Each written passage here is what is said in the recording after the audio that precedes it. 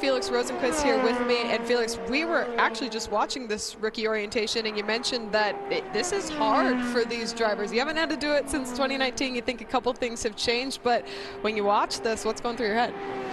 I'm just very happy I'm not doing it. It's actually quite hard, because I remember when I did it, maybe the technology has gone forward, but I didn't have like a delta on the dash, so you really had to like feel it out, and I kept going too quick, and then you were lifting a bit, and then you went too slow, and like if you go outside of that window, they don't count the laps. I did so many laps, and actually the car doesn't behave as it should, because you're not like at full compression, so the car is actually way more loose when you do this than when you're running at full speed. So yeah, I bet those guys have a handful out there right now. It definitely has to be hard as a driver. Your body's telling you, like, I want to go fast and I want to push this car as hard as I can, but then you actually can't. Yeah, it's like you're freed when they tell you to go flat out. You're like, oh, finally, stretch your legs.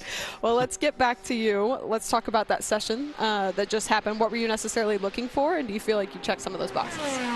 Just getting a read on the car. Obviously, new car this year for me with Meyer Shank Racing. Just kind of getting an idea, first of all, how quick the car is compared to our teammates. We always want to do kind of like a check with all the cars. And then just how it feels, like the comfort level, you know, balance, stuff like that, initial feedback. So nothing crazy so far, just kind of like the boring stuff, get it out of the way, a lot of aero stuff for the engineers. But it felt good. I'd say it felt not too different from what I'm used to. I think at this point most of these cars feel pretty similar. Yeah, excited to get back, do some proper race running in the afternoon. Okay, and we'll talk about your season so far. So far, so good. 7th in St. Pete, 3rd at Thermal. That check had to be nice. Have you decided what you're doing with your 3rd place winnings yet? The wedding is coming up in September, so I think most of it's probably going there. Hey, they're not cheap, these weddings, I'm telling you. Let's also talk about the addition, Helio Castroneves. He's now obviously racing in the Indianapolis 500. We'll see him on track. What's it been like learning from Helio this year, and did you get any tips and tricks coming into the almost month of May from the man who has done it 4 times? Yeah, it's interesting because he's been on my pit stand a lot this year so far, and you've kind of adapted to him being in that role, like, you know, and all of a sudden now he's like, you know, he's doing a burnout next to you in pit lane. So it's cool, and we haven't really talked. I feel like most of the times when you go into Indy, that the talk is kind of increasing as you go on, and you have a pretty open mind with it in the beginning. But I'm really curious to see just like his onboard and stuff, because I remember the year he won here, like he was so good in traffic, and he ran like a different line to everyone else. He was like on his own program, but it obviously worked for him. So it's really interesting to see what we can learn from him, and yeah, I mean, obviously he's one of the most successful drivers ever here, and he has a chance for the 5th. So I think that's pretty cool to, you know, we're obviously going to do the best to just help each other make these cars quick as possible. And, you know, if he's there to be able to get the 5th, that would be a super cool thing for him for sure. What have you been able to learn from him so far this season?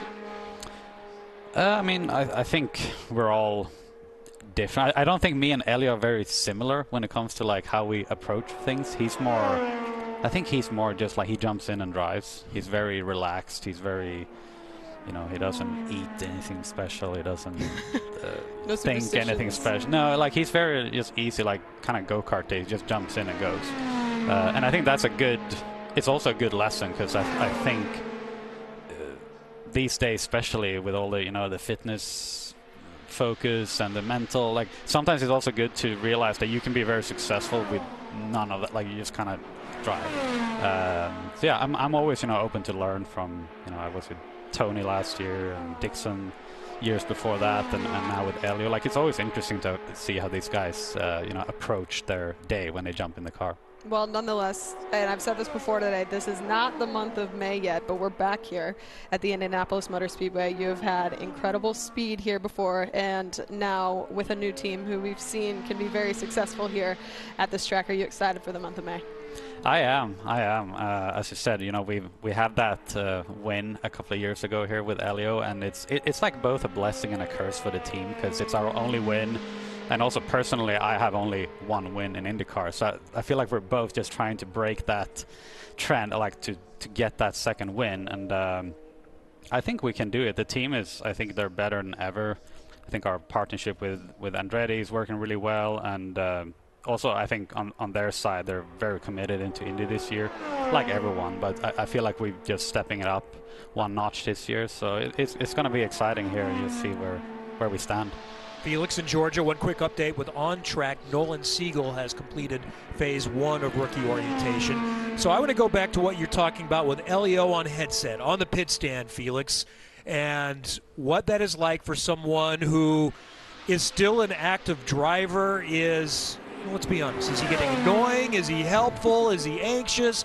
Is he really saying, hey, if you need a break, I'll step in and drive?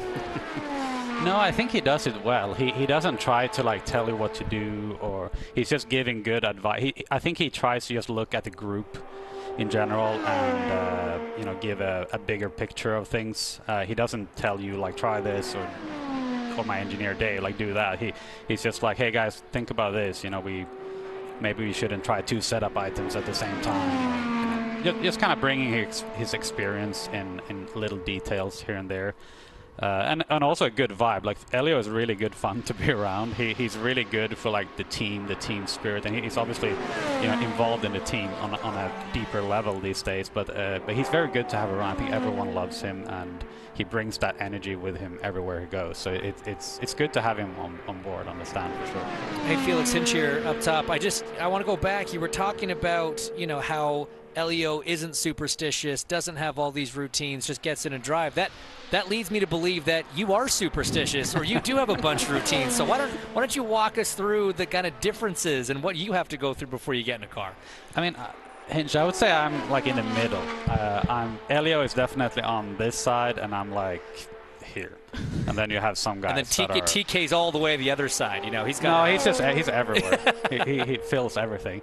No, but like I need my coffee before I jump in. I noticed it was St. Pete. You had an espresso and a water bottle before some driver intros. Yeah, because I don't want to like walk around with a cup. Honestly, I don't have that much either. I think I'm really big on my sleep. I need to eat properly. That's pretty much it. And the rest, I'm pretty chill, to be honest.